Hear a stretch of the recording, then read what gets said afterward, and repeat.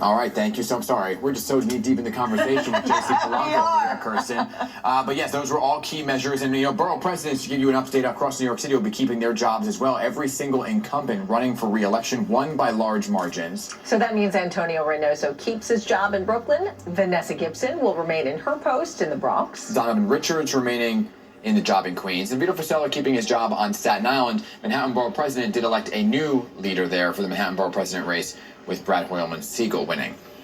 So come January, Mayor-elect Zohran Mamdani will be sworn in as the next mayor of New York City. Our exclusive PIX11 Emerson College The Hill poll predicted both the primary and the election night victories for Mamdani. We are joined now by political analyst J.C. Polanco from the University of Mount St. Vincent to discuss what this victory means for the future of the city, the future of the Democratic Party.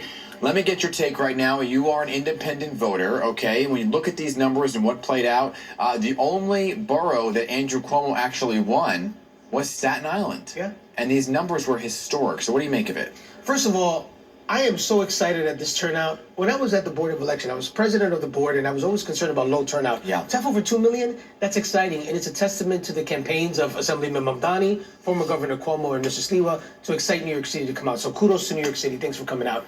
I think that the city's heavily divided. When you take a look at the numbers at the end of the day, 49% of the city's voters voted against the winner. So, I know that everybody's in a celebratory mood, and congratulations to Assemblyman Mamdani for winning this election, but the city's heavily divided, and we see it across the election results.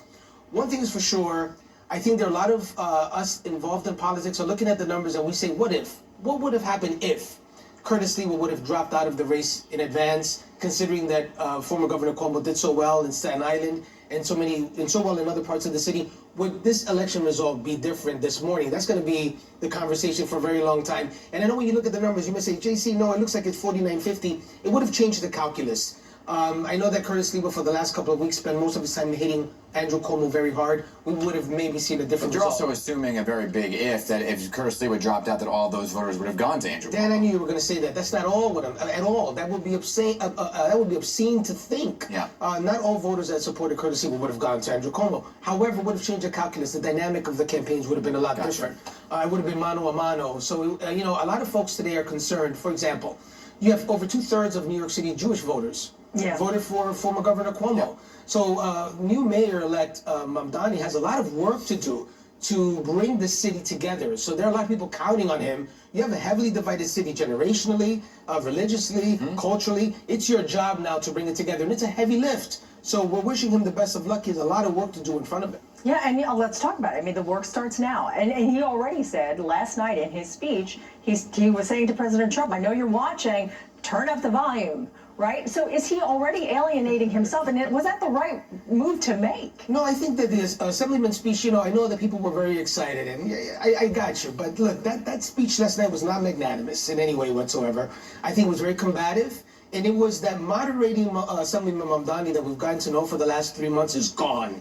And we saw him last night come out with his, boxing gloves on, ready to go, told the president, turn the volume up, let's get ready to fight. I don't know if that's the tone we need right now. And I think that, last night, so kudos to former Governor Cuomo, when he said, I'd like to congratulate Assemblyman Mamdani, the crowd booed, and he said, no, that's not what we do, that's not what we are. And he said, that was very good. No, but hold up. He did congratulate him in public. To then go to see Assemblyman Mamdani, don't beat me up on Twitter, guys, but to see Assemblyman Mamdani say, I never want to utter his name again. Yes. I'm paraphrasing, kind of nasty. So I think that, considering last night was a moment to heal, it may have been a moment where he may unintentionally have. Cuomo didn't call him. He didn't make that phone call. I know he congratulated him in person, but it's typical that he would pick up a phone and say congratulations and I couldn't agree more. But do you feel like he's alienating moderate Democrats then? I think that moderate Democrats are not fans of Assemblyman Mamdani.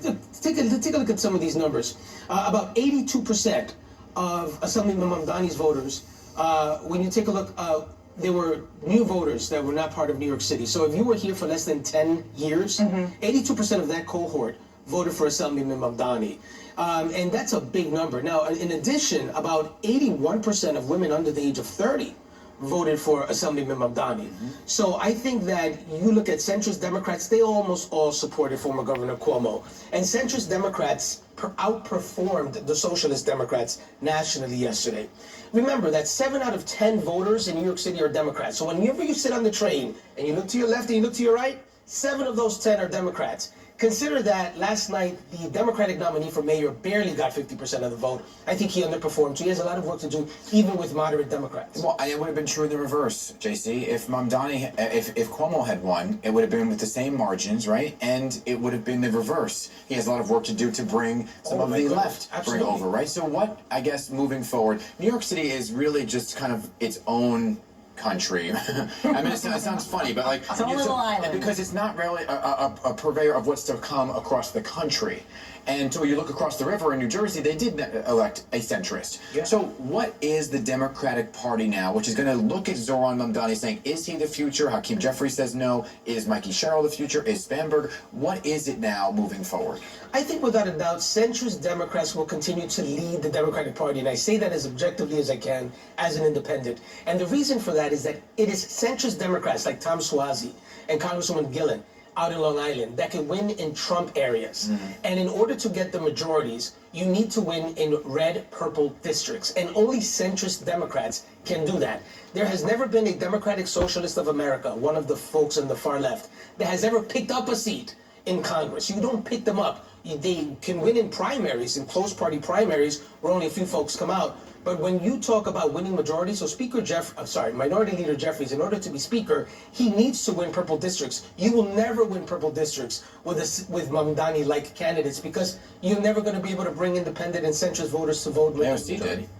No, AOC did not win a purple district. You could put a bottle of water. Well, that's my district. But she took down a centrist Democrat. But never do they pick up a seat. Is my point. Okay. They never pick up a seat. So beating up on Joe Crowley didn't get you closer to the majority. It was infighting. So to answer your question, it is centrist Democrats that are the future nationally of the Democratic Party because the Democrats nationally are thinking, how do we win in 28? How do we get to 270 electoral votes? You got to win purple states, and you can never win purple states with a socialist Democrat. It just won't happen. You could win districts, but never the state. So getting to 270 electoral votes and to the majority, hoping that Mamdani-like figures do it. Got it. But wait, before I know I'm getting beat up. Congratulations, Assemblyman Mamdani, and I wish you the best. And I'm not moving. I ain't leaving. Yeah, I said too. Yeah, JC, always great to have you in. Thanks for having me. Go get some sleep now. Go get some sleep. Not too much. We'll see you Friday. I got a lot more to talk to you about. Stay right here at PIX11 News, everybody. We'll have more election results, reaction throughout the morning and all day long on air, online, and streaming on your mobile devices. And with it, everybody, we'll be right back.